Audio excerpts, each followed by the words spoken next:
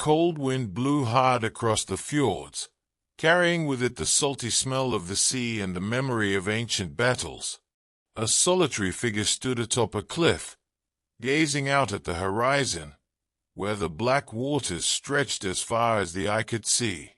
His long, braided beard was streaked with white, his eyes scarred by time, but still held the gleam of a warrior who had never known fear. Skaldor, the greatest raider of his age, felt the weight of the years upon his shoulders, but his soul burned like a glowing brazier. He had not been defeated by time, not yet.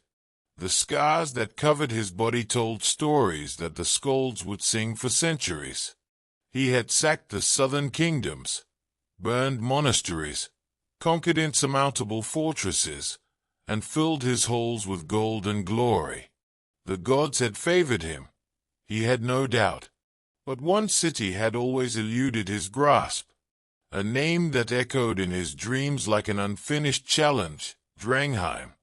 There, behind walls of black stone, lay the last treasure he had ever taken, the last enemy he had ever vanquished. His bones ached, his muscles protested with every movement, but Skaldor's spirit roared like a storm. He knew what he must do. That night, the drums echoed again in the halls of the great chieftain. Warriors gathered, old alliances were called, swords were sharpened. If this was to be his last plunder, then let it be his greatest. The bitter wind howled across the snowy peaks as he was born. In the darkness of a brutal winter, under a sky filled with indifferent stars, Skaldor Sigtryggsson was born. His first cry mingled with the howling of wolves in the distance, an omen that the elders interpreted as a sign from the gods. In the culture of the frost wolves, the birth of a warrior was marked not only by the blood of the mother, but by the lash of nature itself.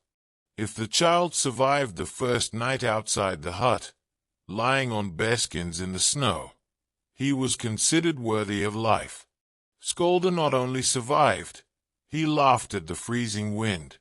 His childhood was shaped by steel and hunger. Growing up in Jardvik, a village forgotten by the world, meant learning from an early age that weakness was a death sentence. The cold was unforgiving, and war was the only certainty. Days were spent between arduous training and stories told by the old skalds by the light of the fire. He heard of Odin, the All-Father, of Thor and his hammer, of heroes who wielded enchanted swords and sailed to unknown lands. But no story was more fascinating than that of his own father, Sigtrygg the Fearsome, whose name made kings tremble on their thrones. Sigtrygg was not a man of gentle words. His love was measured in sword strokes and bitter lessons. At the age of 5, Skaldor was already wielding a blade tailored to his small hands. At 8, he killed his first animal, a wolf that prowled the Jardvik pens. There was no celebration, just an approving look from his father, who tossed him a piece of dried meat and ordered him back to training. He learned to endure pain, to move through the snow without leaving a trace, to discern truth in the fog of battle. The transition to manhood came with fire and steel. At 13, Skaldor was taken on his first raid. The frost wolves didn't just protect Jardvik, they raided, surviving by stealing what they couldn't produce, taking what winter denied them. The small village of Ulfric, to the south, was their target. Young Skaldor entered his first real battle that night. He smelled the burning flesh, heard the screams of his victims, and learned the weight of killing a man. His heart pounded, his muscles trembled, but he didn't hesitate. When his blade pierced the flesh of his first enemy, something changed inside him. He wasn't just a boy holding a sword. He was a warrior shaped by destiny. After that night, everything changed. His name began to be respected among the warriors of the clan, and the challenges became greater. His father cast him out to sea with a group of men and ordered, "Return only when you have something worth spilling your blood."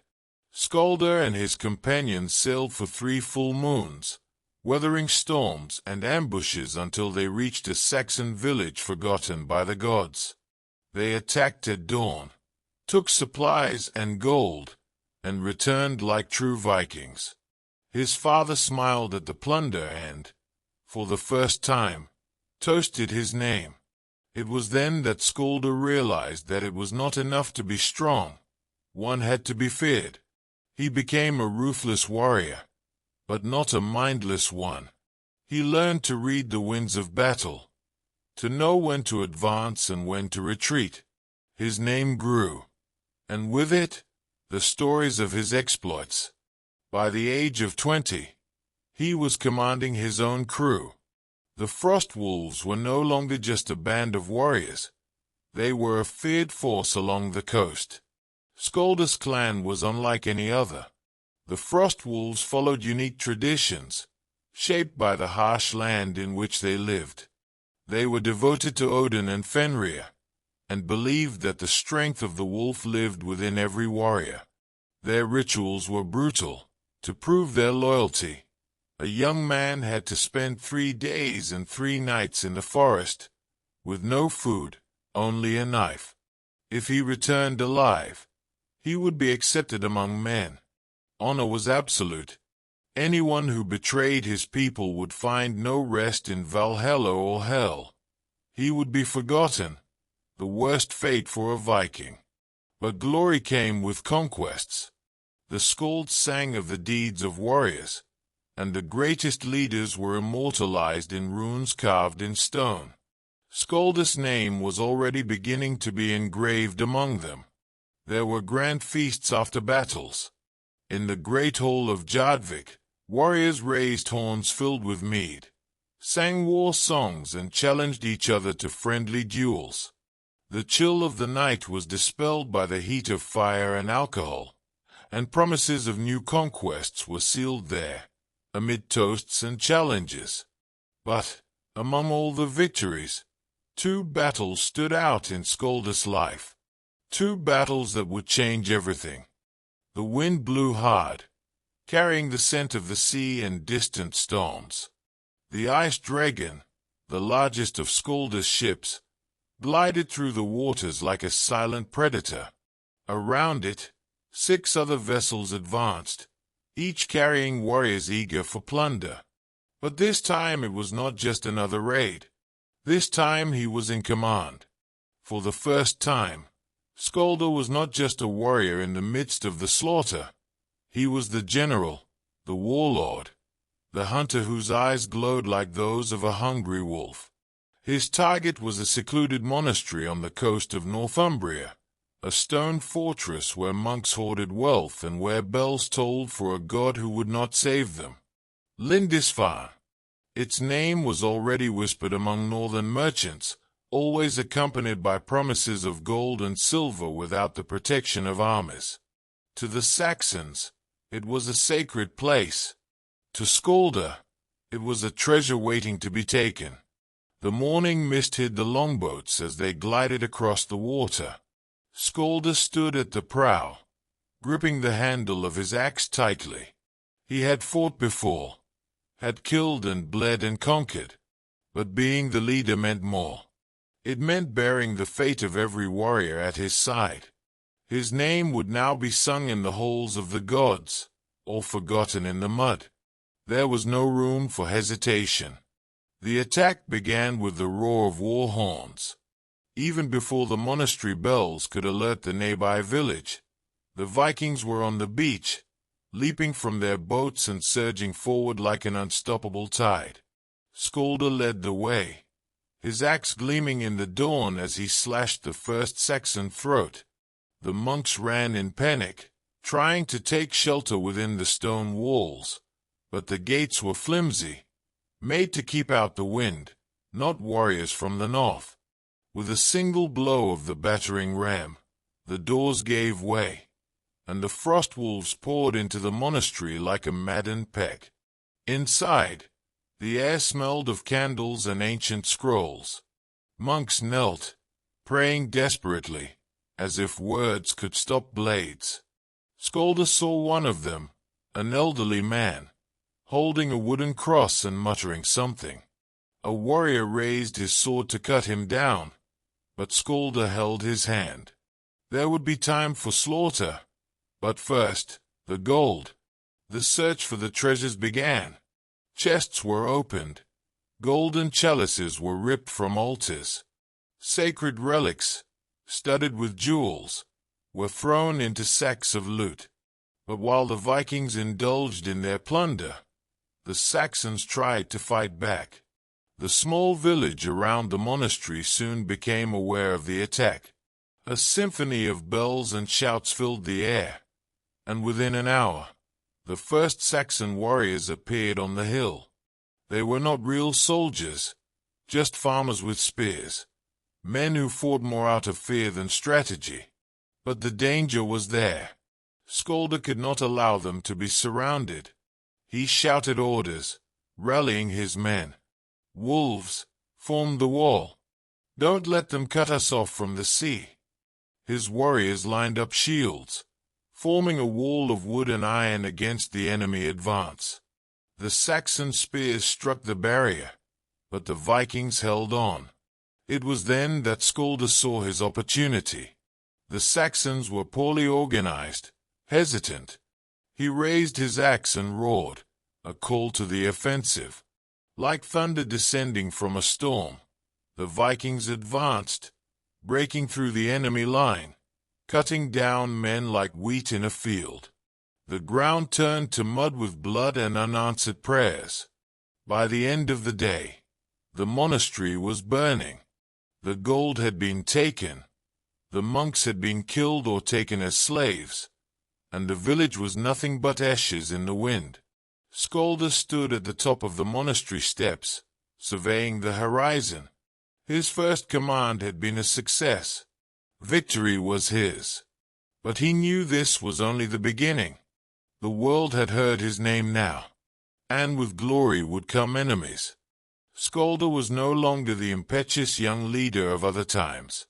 The years had passed, and with them, the battles, the disasters, and the victories. His hair, which had once shone with the vigor of a warrior in his prime, was now silver, as if winter itself had taken up residence in his soul. He had achieved much, but the weight of experience had become heavier than the gold accumulated on his journey. It was the year 865 AD, and the north winds blew hard across the English Sea. Skaldor and his warriors were ready to attack Dira, a fortified city with a solid Saxon base, known for its resistance. But something inside Skaldor told him that this battle would be different. It was no longer the desire to conquer lands or riches that drove him. His body ached, and his bones felt weak, but the fire within him still burned. This was the last great sack, the last great battle. The city of Dira was well defended. Its walls were high, its gates reinforced, and its streets narrow, ideal for repelling invaders. But Skaldor had a plan, and it was one he had perfected over the years, the art of psychological warfare. He knew that he could not win by numbers, but by cunning, surprise, speed, and the power of a well-aimed strike. He no longer had the vigor of his early days, but his mind was sharper than ever. The night before the attack was one of absolute silence. Skaldor's warriors slept, but he could not close his eyes. He stared into the fire and thought of all he had gained, all he had lost. His thoughts haunted him. What would become of Skaldor after this? What else was left for him to conquer? The greatest plunder in history could be his last act. He knew this, but he did not want to admit it. He did not want the last memory of his life to be of a purposeless death. At dawn, the attack began. The sound of war drums echoed across the mountains like distant thunder. Skaldor led the charge. his presence marking the front line. The Saxons were taken by surprise. Before they could raise their weapons, the Vikings were already at the city gates. The Saxon warriors tried to resist, but they were too few to face the fury of Skaldor and his army. The fighting was brutal. Blades cut through flesh and bone, and screams of pain mixed with roars of rage. Skaldor fought with terrifying precision, his sword cutting as if it were an extension of his own will. Every blow was calculated, every movement a work of art forged in the heat of past battles. The warriors of Dira were fierce, but they were outmatched, not just in numbers, but in strategy. Skaldor engaged them in a battle of attrition, forcing them to fight in narrow streets where their striking power was limited. The city was taken, and the Saxons fell one by one. But Skaldor did not smile. The sound of metal clashing against metal, the smell of blood in the air, didn't have the same impact as before. The victory now seemed empty. He was exhausted, and a deep sadness began to take hold of him, something he had never known how to recognize until that moment. Did he still have something to prove?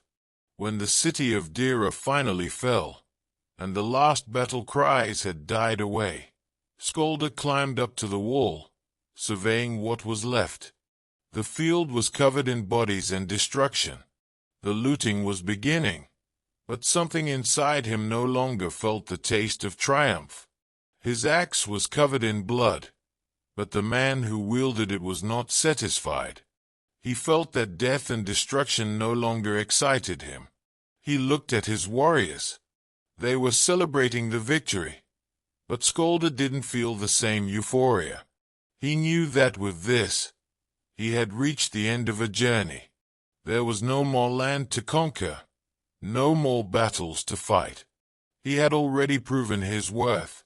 With a deep sigh, Skaldor stepped down from the wall. This would be the last battle of his life. As he looked to the horizon, the clouds were dissipating, and the sun was beginning to shine over the conquered city. But to Skaldor, the glow seemed colder than ever. He had won, but what was left for a man who had already conquered the world? The answer was still in his mind, but he did not want to find it. Winter had come, but not only to the outside world. Snow covered the mountains like a blanket of silence, and the trees looked dark, their roots buried in the cold earth, like the bones of an old warrior.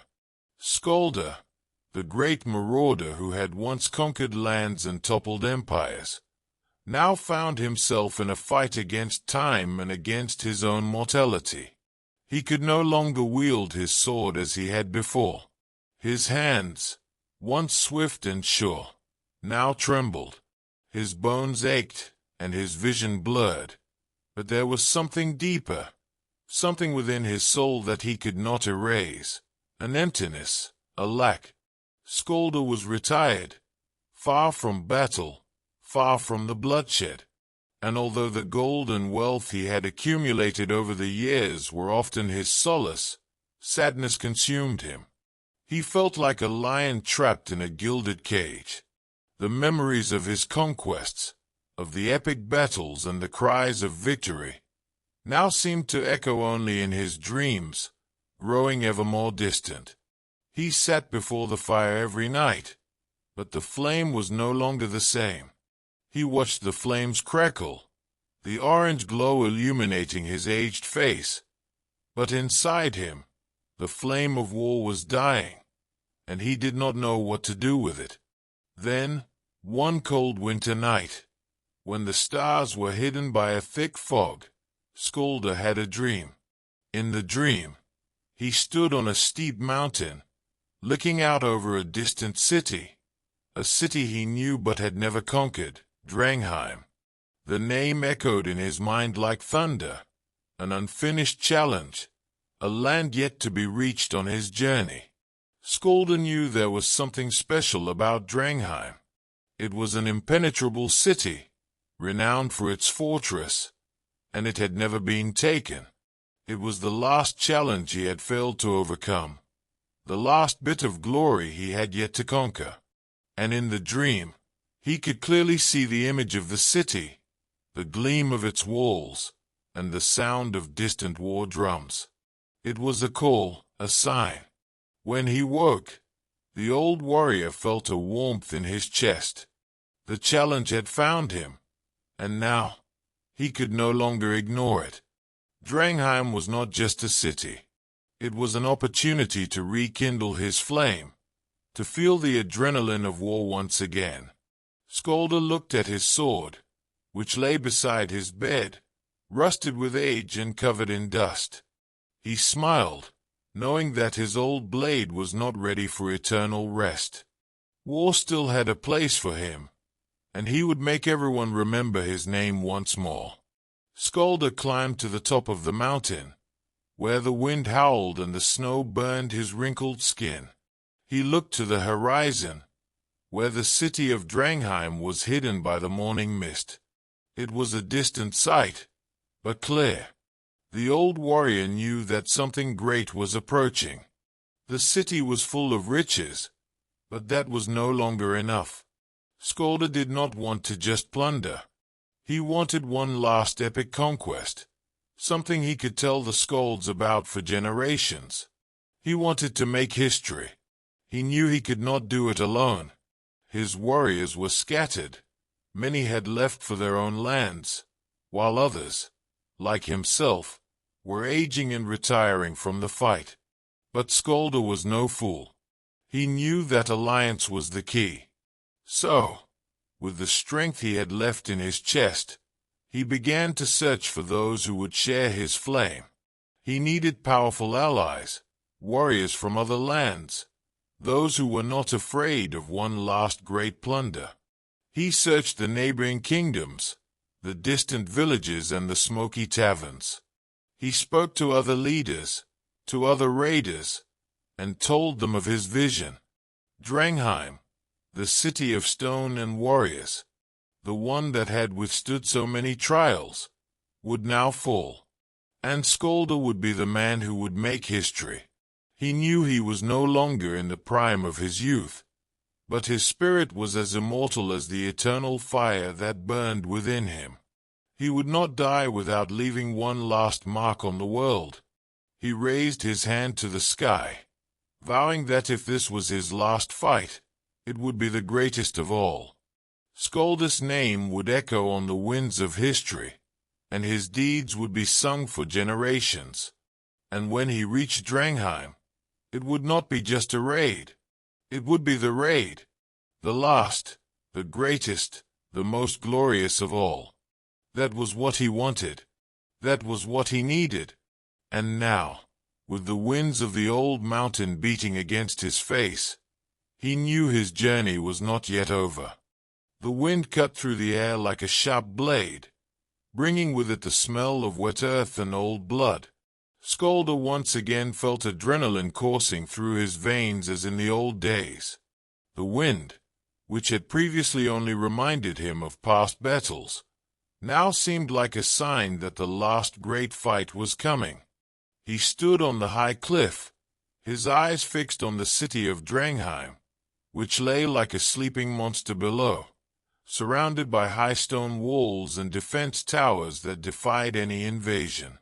But nothing could withstand his fire. Skaldor knew that the siege would be an arduous task. Dranheim was a remarkable fortress, whose walls had withstood many attacks over the centuries. It was a kingdom that prided itself on its invulnerability. However, Skaldor was not intimidated by legends or ancient stories. His experience in battle, his wit, his willpower were unmatched. He gathered a horde of warriors, a mix of men and women, some from distant lands, others from neighboring clans who had sworn allegiance to his cause. His armies were composed not only of brave warriors, but also of those who yearned for one last great fight, one that would go down in history. He surrounded himself with leaders, the best of the best, strategists who shared his burning desire to see the great city of Drangheim fall. But most importantly, Skaldor united the clans of his former enemies. Uniting the rivals was difficult, but not impossible. The Saxons, the Norsemen, the men of the south, all now fought under the same banner, and the spirit of war drove them. Skaldor, with his wisdom, knew how to tame rivalries, putting them to work for a common goal, final conquest. Before the attack, Skaldor ordered meticulous preparations. He knew that the siege would not be easy, and that Drangheim had strong defenses. Skaldor's army besieged the city from all directions. The troops marched heavily for days, carrying large catapults, battering rams, and flaming torches. The walls of Drangheim, high and nearly impenetrable, were no match for the invaders' ingenuity. The battering rams were placed in position while the archers prepared to cover the front lines. Skaldor, with his keen eye as a commander, positioned each unit perfectly, knowing that patience and timing were the keys to success. The siege was long and painful. For weeks, Skaldor's army assaulted the walls of Drangheim, catapults hurling flaming stones and flaming arrows shooting through the lines. The sound of battle echoed across the countryside, but despite all the noise and force of the attack, the walls still stood firm. The city's defenders held out bravely, but the battle was immense, and the strain was beginning to take its toll. Each passing day seemed like an eternity. Skaldor felt the weight of his age, but also the growing energy of his warriors. The city's resistance, though fierce, was beginning to fail. The defensive line was giving way, its forces weakening. Skaldor knew he could wait no longer. He ordered one last mass assault, a final assault that would force the entrance to the walls and seal the fate of Drangheim. On a gray morning, the sky heavy with clouds, the trumpets sounded, and Skaldor's forces advanced with renewed fury. The battle that followed was brutal. The sound of swords clashing against shields, the cries of fallen warriors, Skaldor's roar ordering his men to advance, echoed across the field. The impact was devastating. Men on all sides fell, but Skaldor's relentless strength did not stop. His blade cut through the city's defenders with the fury of a dragon, and his orders were followed with precision. The Drangheim army, though still strong, was exhausted. The once impenetrable walls were now riddled with breaches, and Skaldor knew victory was within his grasp. At the climax of the battle, Skaldor charged straight for Drangheim's main gate, where the last group of defenders stood to make a stand. With a fierce cry, he raised his sword and cut through the last line of defense. The gate fell, and Skaldor's forces poured into the city, wreaking havoc and claiming ultimate victory. Drangheim, the city that had withstood all others, finally fell before him. With the city under his control, Skaldor looked around, his body bruised and weary, but his spirit still burning. He had conquered the last city, the last challenge of his life, and in doing so, he had secured his place among the legends of the Skalds. He had fulfilled his promise, taken his last plunder, and shown the world that the flame of war never dies. Skaldor sat on the throne of the fallen city, staring out at the horizon. His body was scarred by time and battle, and he knew his days of war were over. But he did not feel sad. He felt at peace. He had lived as a free man, an unbeatable warrior, and now his journey was complete. Lying in the field, beneath the sky of the conquered city, Skaldor looked up. One last vision enveloped him, the gates of Valhalla opening before him. His journey was complete, and with a weary smile on his lips, He closed his eyes for the last time, ready to depart. He had been the greatest raider of his age, and now he returned to the land he had always called home, Valhalla, where the greatest warriors meet, where his legend would live forever. And so the greatest warrior lay to rest, after countless battles fought, lands plundered, and legends forged in blood and fire. Skaldor, the invincible, the immortal marauder, set out for his final destination, Valhalla, where he would join the other great heroes of history. His name would be sung by the Skalds for generations to come, as the man who never knew defeat, the warrior who, until his last breath, fought with an unbreakable spirit. The flame that burned in his heart would never be extinguished. And so, the name of Skaldor, the greatest marauder of his age, would continue to live on in the tales of all those who crossed his path and heard the stories of his immortal victories and deeds.